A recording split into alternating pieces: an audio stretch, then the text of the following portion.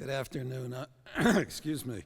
I'm Jerry Curran, and I co-chair the board of the Colorado Symphony with a beautiful lady who's sitting here in the first row. She writes the script, and I just get up here and say whatever she wants me to say. In any event, welcome. This is a very important day for the Colorado Symphony Orchestra. It really represents the exclamation point to 9 months of very hard work to put this organization back in the position it's in. It's healthy, it's here to stay, and we're looking forward to bigger and better things. In that regard, any group of talented musicians, athletes, or anything needs to have a great leader, a quarterback. So this is Mr. Andrew Litton, or Peyton Manning.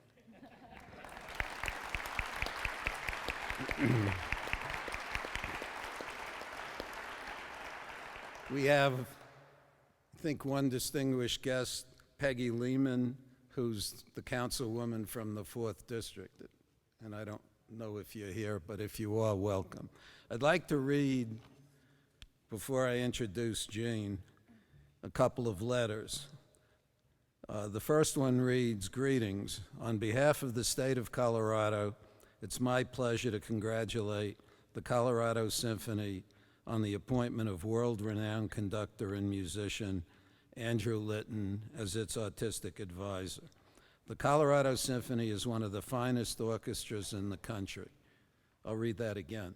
The Colorado Symphony is one of the finest orchestras in the country. With the inspiration and leadership of Mr. Litton, the Colorado Symphony will continue to enrich, serve, and shape cultural life throughout the state of Colorado. Talent, determination, and hard work have played a key role in the success of the Colorado Symphony. These qualities continue to make the Colorado Symphony a vital component of the cultural fabric of Colorado. Again, congratulations on this impressive achievement. You have my best wishes now and for years to come. Sincerely, John Hickenlooper, Governor. The second letter reads, "Dear Maestro, I'm extremely honored to extend to you a mile-high welcome to Denver, Colorado. We are excited about you joining the artistic community as the new artistic advisor of the Colorado Symphony. Denver has a long and rich history of providing an exciting, diverse, and quality entertainment experience for our metropolitan community. The Colorado Symphony is an important part of the fiber of cultural offerings that further define Denver as a world-class city. Congratulations on your new assignment, and I look forward to a meaningful and productive partnership. Once again, welcome to Denver. Sincerely, Michael B. Hancock, Mayor." There are thank yous in order to the entire community for its support during the last 9 months, and we thank everybody, all of the various constituencies. Special thanks go to the musicians who really went through hell, and the staff which went through hell, and then came together to accomplish what's been accomplished over the last 9 months. The person I'm going to introduce to you now came on board as a consultant very early on, and then agreed to become the new CEO of the CSO. He's done a remarkable job in restructuring the way we function, and that had a lot to do with the positive result we're now enjoying. So, because I know you all want to talk to Andrew, Gene will say a few words. Gene Sobchak.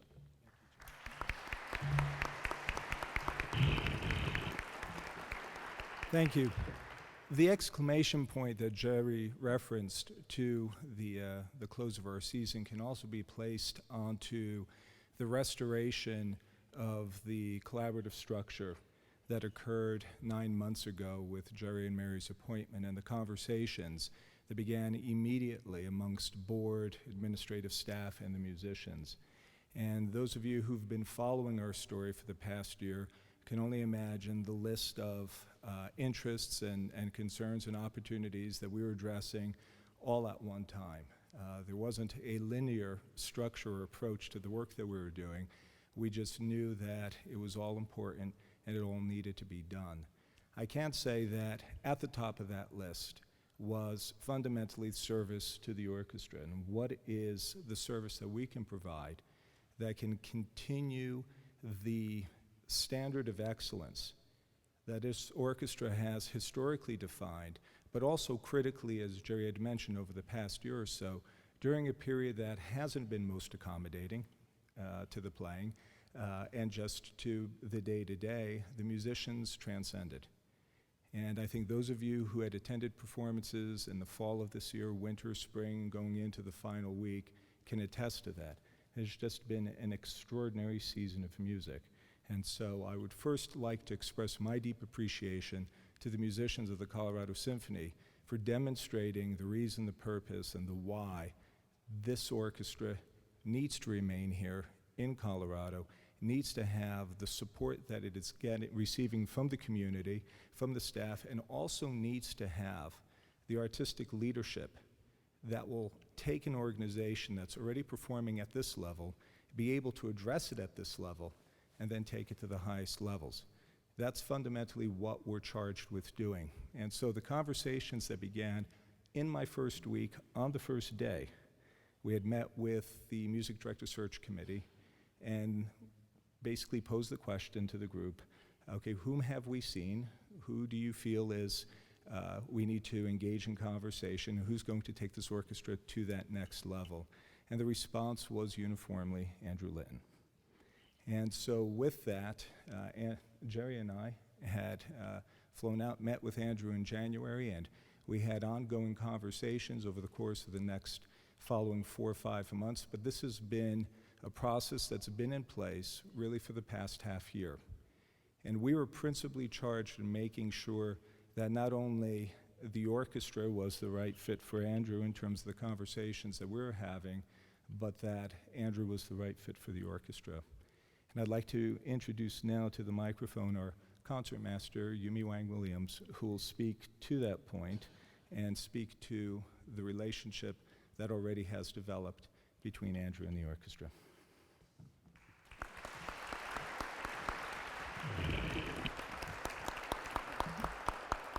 Good morning, everyone. This is a happy day. And on behalf of the musicians of the Colorado Symphony, I want to formally welcome Andrew Litton as our artistic advisor. And before I go on, it would be remiss of me to not acknowledge the work that Jerry and Mary and Jean, Sandy, Evan, gosh, the list just goes on and on, all the staff that have really come together to make this happy day occur. And this is really a culmination of the hard work of everyone. But mainly, I do want to single out Jerry and Mary, because without their coming on board, I really don't think that we'd be standing here today. So thank you.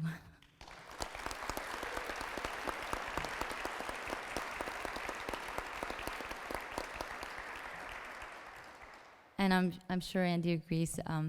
One of the reasons that he's willing to take on this role as artistic advisor for the Colorado Symphony is because he sees this wonderful atmosphere of collaboration on every level here, and the desire of this community and the orchestra to move forward. And the way this process happened really is, it's been a long one, because the search process began several years ago. But Andrew had already been one of our favorite guest conductors, and the previous time that he was here, we had just an extraordinary performance of Tchaikovsky Pathétique Symphony. And I believe he really won us over in a new level after that week. And so when the conversation was taken further with the new appointment with Jean and Jerry, and the search committee was asked and the musicians were asked, who is really our top choice, Andrew's name came up, and they began to talk to him more thoroughly. And so here we are, and what's been extraordinary is that after that conversation began, he came and did the 2 weeks of Prokofiev, Romeo and Juliet, and Tchaikovsky Fourth Symphony, and it just really solidified what is possible. And immediately he brought a leadership and command on the podium and took charge in a way that we really embraced. And so when you want to make an appointment like this, there are several ingredients that have to be there. There has to be mutual respect, which was evident right away. There has to be trust of leadership, and Andrew showed that immediately with the way he took charge and sort of rolled up his sleeves and dug into the role of a conductor. And also that final ingredient of chemistry, which is, as you all know, it's not something you can pinpoint. It's just either there or it isn't.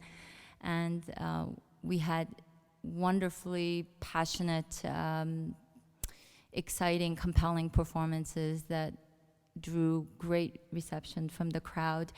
And we all felt very, very good about what this partnership could bring. And so without further ado, I would like to introduce our new artistic advisor, Mr. Andrew Litton. Drum roll. Is that okay? Thank you. Wow. I'm blushing. I've never heard so many nice things said about me in such a short time. Thank you. Thank you very much. This is really a very exciting day for me. I fell in love with this orchestra the first time I conducted it, and there's just something about an orchestra-conductor relationship that is so hard to quantify, but when it works, it's basically like a great marriage or a great relationship with another person. When it doesn't work, it's just another day at the office. And when you conduct, you spend about 40 weeks a year conducting. There are inevitably weeks that are just another day at the office. But I never felt that when I came here. There was always something special. And so when I read in the Denver Post that my week last fall was canceled, I was astonished. And I was, more to the point, astonished that I read it in the paper and nobody called me or my manager.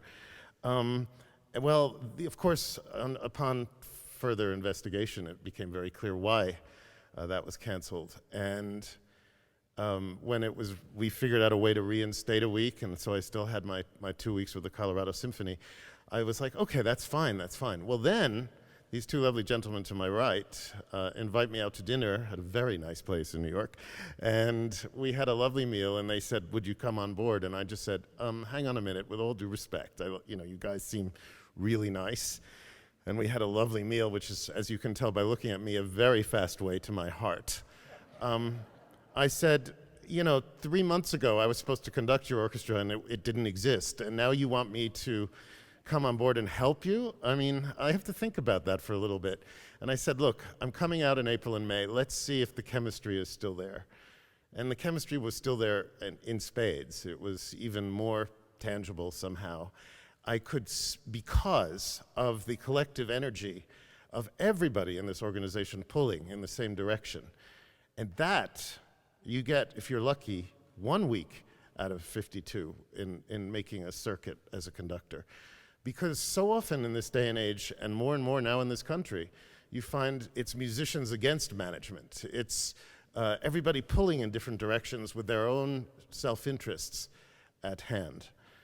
What struck me so powerfully and palpably in April was that was not happening here, quite the opposite. That everybody was engaged in a fruitful and useful community spirit that really, for me, showed great potential and promise for the future. So then suddenly the onus was on me. They said, please be our music director. I can't at the moment. There's no way in my schedule that I could fulfill the time commitments of a music director, but I recognized that that was really what this organization wanted. So I gave them a chance to think about it some more. Are you really sure about this? And I said, well, here's what I am prepared to do.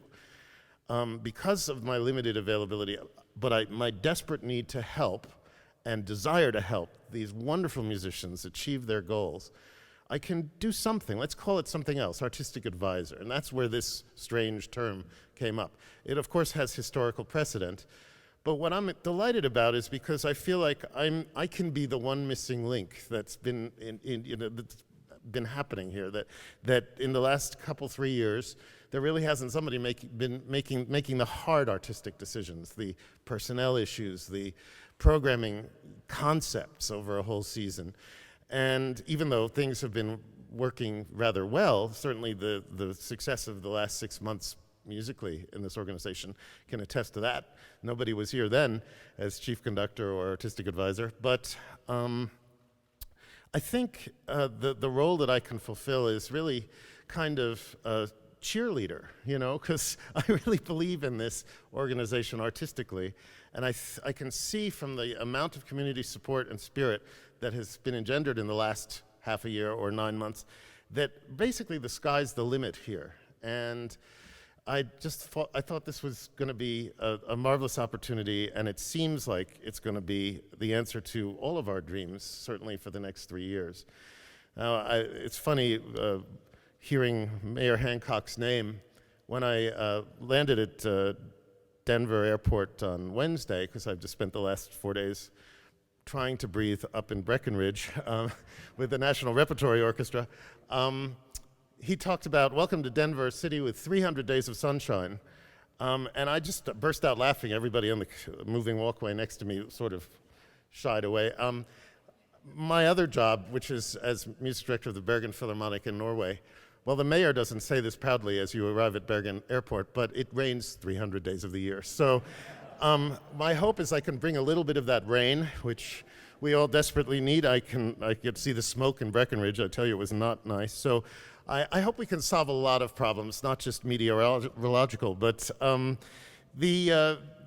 Colorado has always played a role, a joyful part of my life. All my happy experiences I can think back happened in Colorado. For example, when I was still in high school, I went to Aspen and studied piano with Lee Luvisi. It was a fantastic summer. It was actually the bicentennial summer, so my July 4th was in Colorado in 1976. Then I had 8 wonderful years with the Dallas Symphony, my former orchestra, in Vail. And even resulted in me trying to ski for the first and last time. However, my children, ages now 13 and 16, and my wife did enjoy it, so I suspect they will be back to have some more fun. But this state represents so much that's positive about our country, and when we can take an arts organization, the premier arts organization, and really propel it forward, this is magic to me. This is like pushing the hot button, and I think there's so much that we can achieve, and Gene and Jerry have already said, please, it's yours. Have your wicked way with it. Now, I should say that in Dallas, when I started, they didn't know what was going to hit them, and we wound up doing 3 European tours, 5 trips to Carnegie Hall, 27 CDs, 6 or 7 television programs. So, gentlemen, start your engines. The thing is, and let me just say, it's not all about those bells and whistles, but that's what helps put you on a map. This orchestra never really plays away games. They always play home games. The fastest way to build an orchestra is to get out on the road where you're not known and where you're not loved. Now, the good thing is in classical music, we don't have the animosity that sports teams sometimes enjoy. So, when you go play in another state, they're not ready to boo and throw things at you. It does something to the player, though, when you have to start from scratch proving your worth.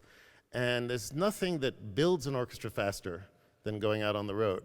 And what that also does, if you do a good job and you come back with good reviews and hopefully playing even better, because that's what happens when you play the same program over and over and for different audiences, the people then of Colorado, but most specifically of Denver, feel a pride that they never felt before because suddenly their team has proven themselves in another market.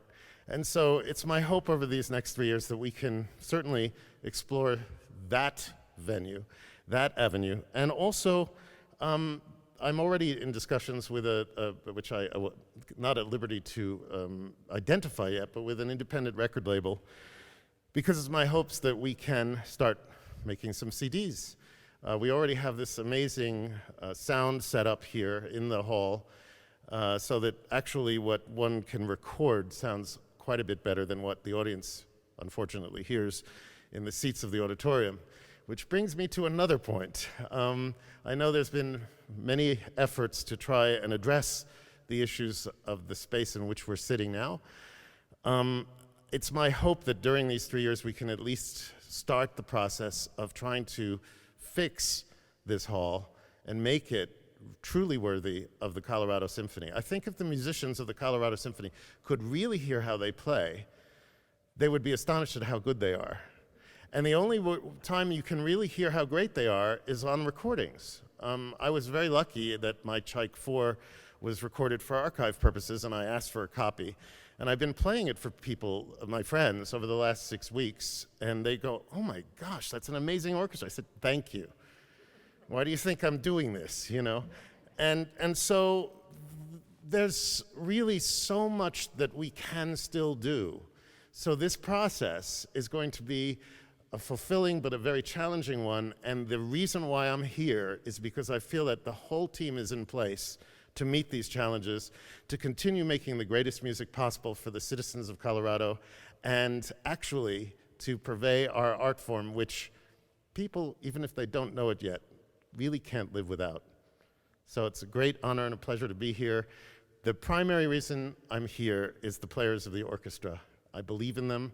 I think we can go really far together, and I'm delighted at their endorsement of my gifts, whatever they may be, and I look forward to these next 3 years having a chance to work together much more closely to really build our relationship, to have our wonderful, successful marriage that looks great here on the wedding day.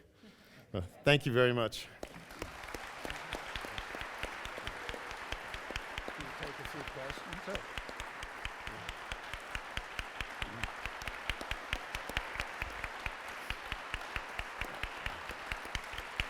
If he doesn't sound like a music director, I don't know what that is. But Andrew's willing to take a few questions if people have. Yes.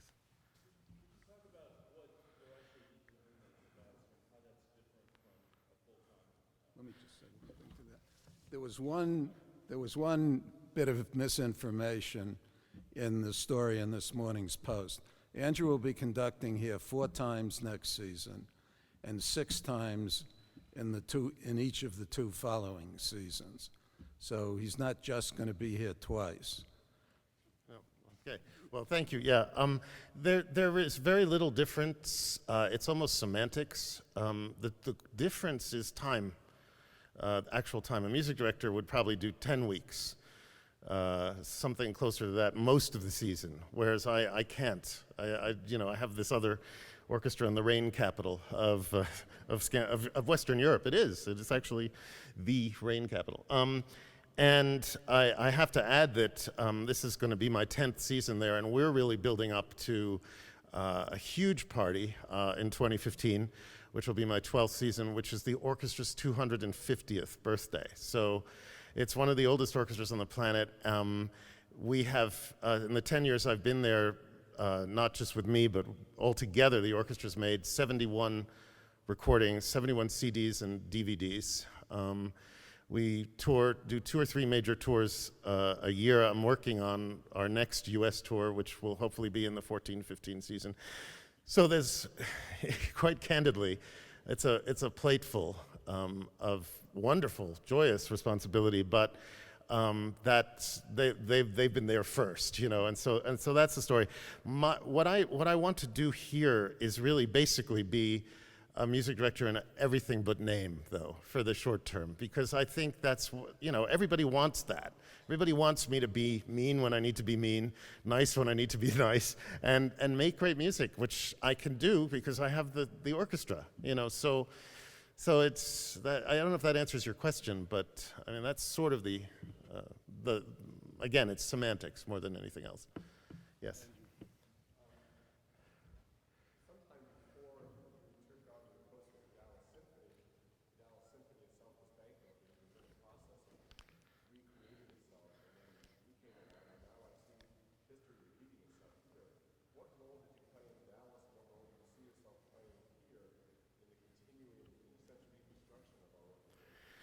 Well, I love this kind of challenge. I don't know, when I decided I wanted to be a conductor at the old age of 10, I didn't sign up for fundraising as part of that, or, that sort of thing. But it just came naturally. I love a good meal, and when you ask people for money, of course, it's very funny to watch Europeans do this because they have no concept, of course, of private sector donations, and they'll basically have all of you in a room and just say, "Could you write us a check, please?" It's not the way it works.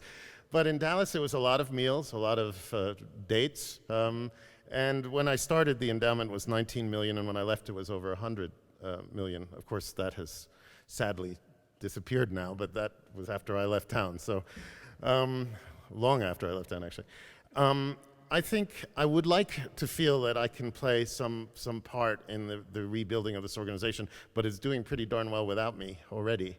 So the momentum is there. So I'll never actually be able to take full credit for the rebuilding of the CSO, but I certainly intend to be here for the big party at the end. Yes.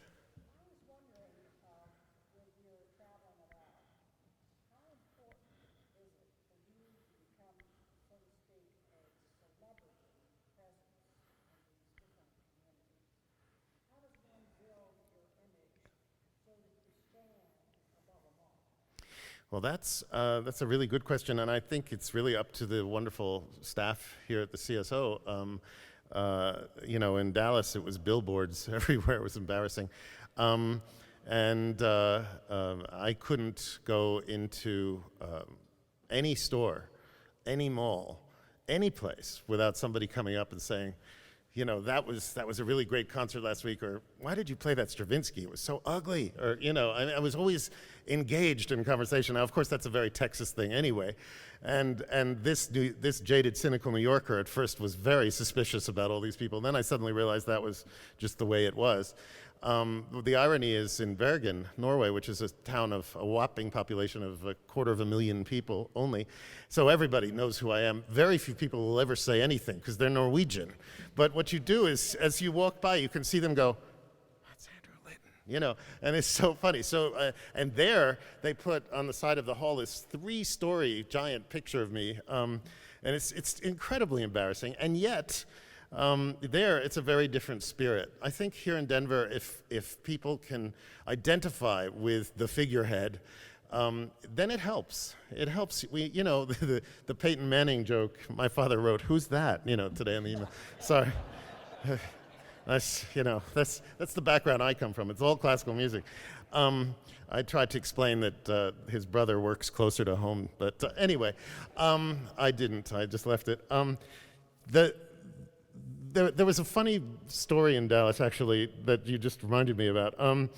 There's the top sports radio station was involved in one of those breakfast discussions where they're all sitting around hashing out the events of the day before. And the main moderator was the talk show host. Said, "Well, what is, there's so many jobs that seem pointless, like conducting. What is that?" And it's great because it launched this firestorm of, people were calling in. And so finally I got on the show, I got that bad. And I invited him to come and conduct the orchestra, and he did. And, it was hysterical because we even sent the assistant conductor to coach him, so it wasn't a complete train wreck. And he I said to the orchestra, "Be nice, just, because when we do the children's concerts and I have the little kids come up, and conduct the orchestra, I say, really follow them so they can see that, oh my gosh, they're slowing down. I didn't mean for them to slow down, because that is essentially one of the things a conductor does, of course, is keep the tempo. And it was very funny because at the end of the day, when he said, well, what does a conductor do? A conductor is very much quarterback, but also head coach. And so in music, we have both jobs rolled into one. And that's the easiest way I can think of to explain it. But let's see what I look like in a poster in Denver. I don't know. Anyway, a big one. Yeah, it has to be wider these days, but anyway. So, yes. For recording the orchestra. Well, right now, I wanted to whet the appetite of this record label, who quite rightly didn't know about us. Since we don't have a track record of a discography. The orchestra, is on its own. I just, the way I start a conversation like that is, what do you need? What can we do for you? And this is a label that does a lot of concertos with big name soloists. I thought, well, maybe the way in the back door, so to speak, is let's do a concerto record first, major repertoire. One of the most successful discs out of the 27 I did in Dallas with the Rachmaninoff concertos was Stephen Huff. They sold an amazing, tens of thousands.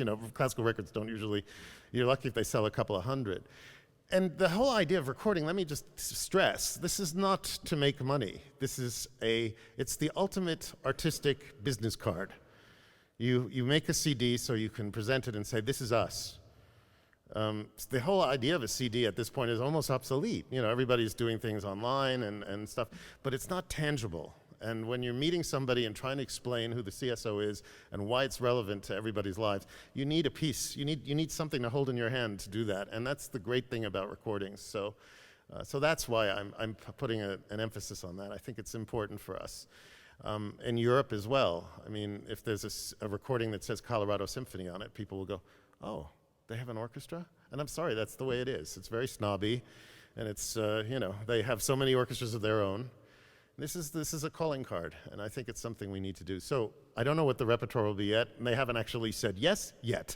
But Mike Pappas was great and sent me all the specs of what's actually already in the building and what can be put in the building. And I sent that off on Friday by email, so we'll see. So watch this space. Yes, sorry.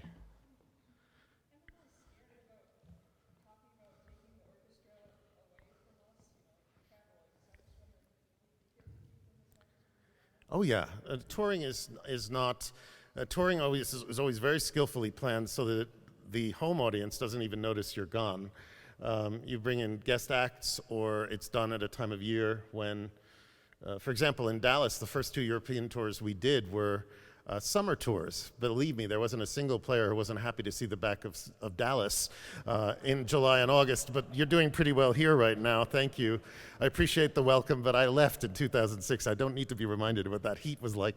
But no, but in any case, we did summer tours, which were great. So the subscription audience got us blasting in September, having just played at the Proms and the Concertgebouw with Shostakovich 10, for example, in 2000, which we recorded live in those concerts. We almost didn't need a patch session. They were so perfect because we just played it all over Europe, And that's what I mean. An orchestra goes on tour, actually come back playing better.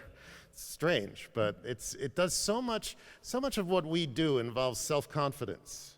The actual act of making a sound that people have paid money to listen to, it takes a lot of self-confidence. And when you go away and make a success for yourself and come back, you're more self-confident. The first 6 months after every tour I've done with every orchestra I've had, the orchestra's played better than before. Then you've got to maintain it.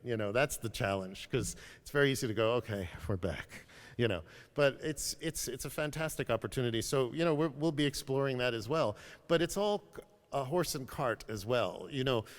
As we're trying to prove to the world that the Colorado Symphony is here to stay and is getting better and better, we need the tours to do that. But in order to get the tours, you have to be known. So it's a difficult process. But I wouldn't be here talking to you if I didn't feel that it was doable with the team that we've got. This is an extraordinary circumstance right now for us to succeed. I can't see it failing given the support of the community and the unbelievable generosity of the players. I think that's the thing that has to be hammered home. There's almost no other orchestra I've heard of, let alone worked with, that has given so much for the continuation of their art. And I just really think that's important. There's a question back there. Yes.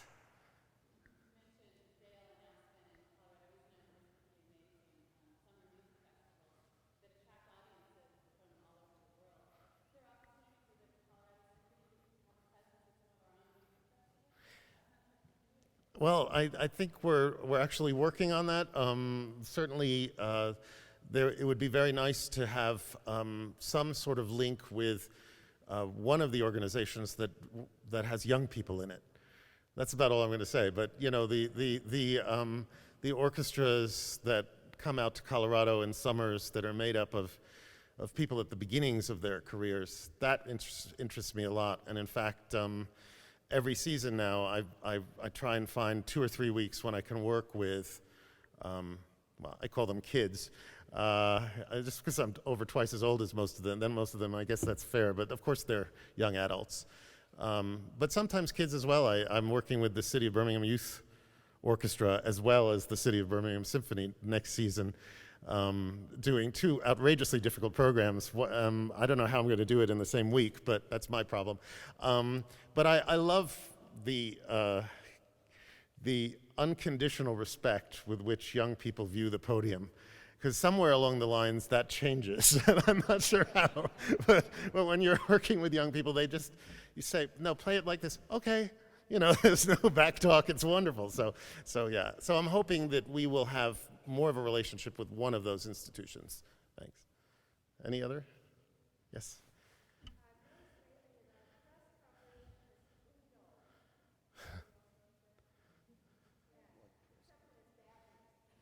Yeah.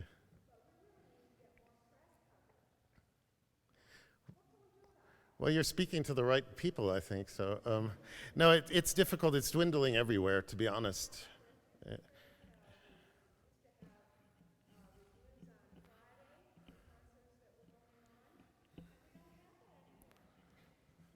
Anybody want to address a local local opinion?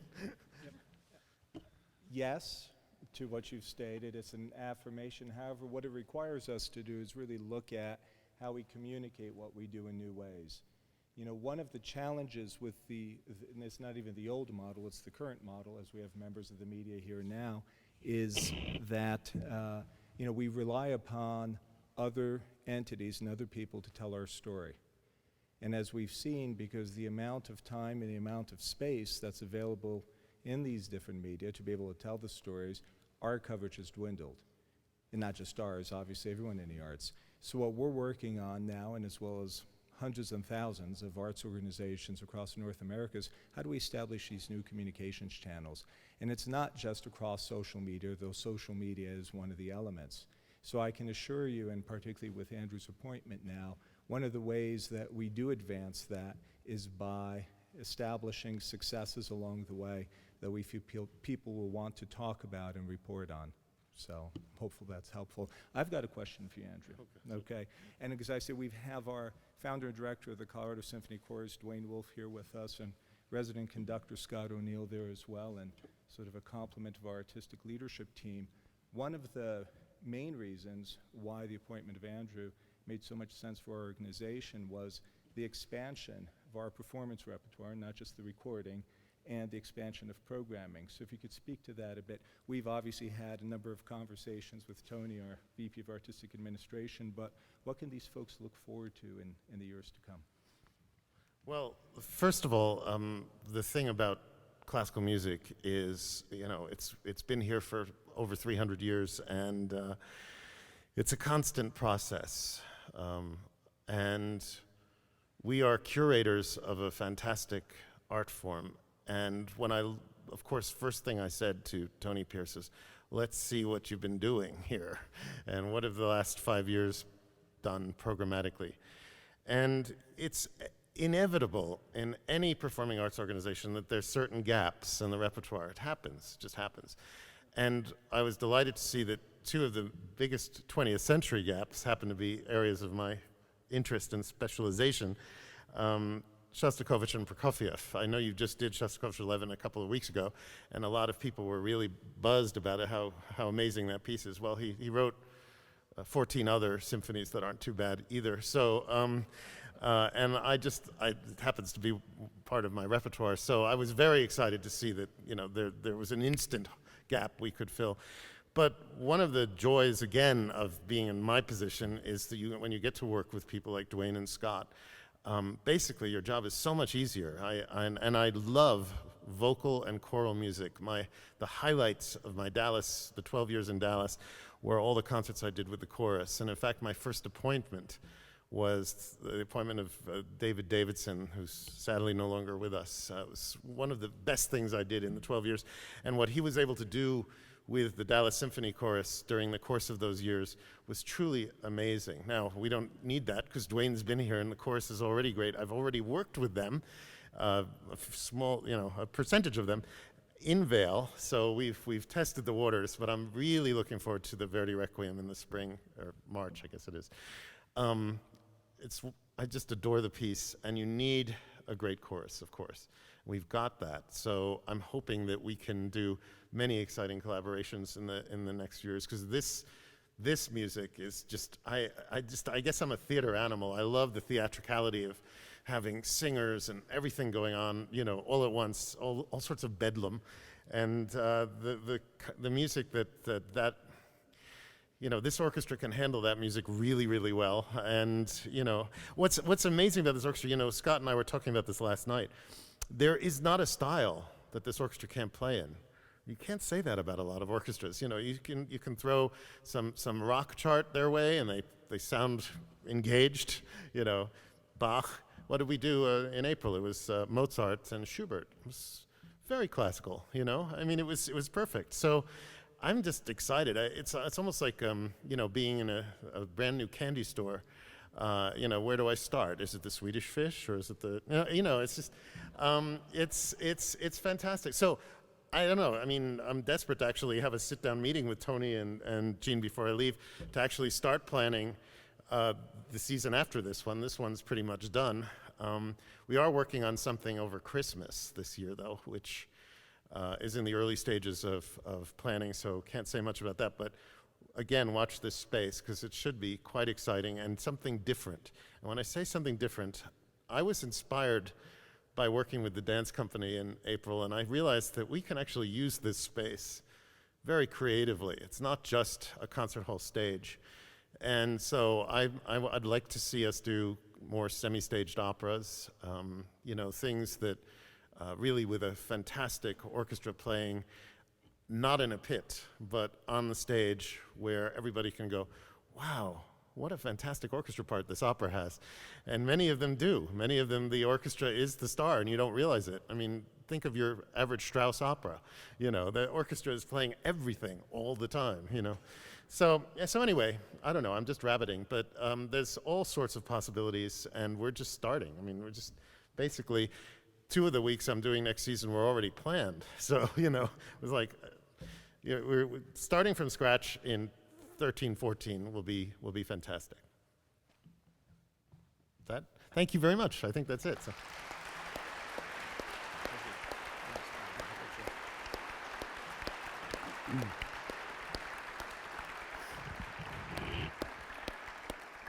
It's tough having a CEO that towers over me, so I've got to keep moving this up and down. I think it's kind of a remarkable thing. This young lady is worried that if the orchestra goes on tour, that we'll lose something. 9 months ago, nobody cared if it went away. This is the last week of our fiscal year, the one we're in. June 30th is the end. And we now can tell you that this organization will finish in the black for this year.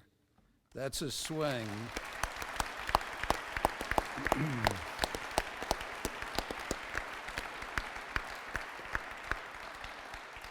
That's a swing of over $1,300,000, which was the loss last year. So think about it. It's almost a miracle. And I thank you all because everyone, the musicians, the staff, the entire community, made that happen. So thank you very much. Thank you for coming on this very special day to the CSO. Sandy, Samantha, and Matt are out in the hall if you want to arrange a time to talk to Andrew or anybody else, and they'll be happy to work with you. And again, thanks very much.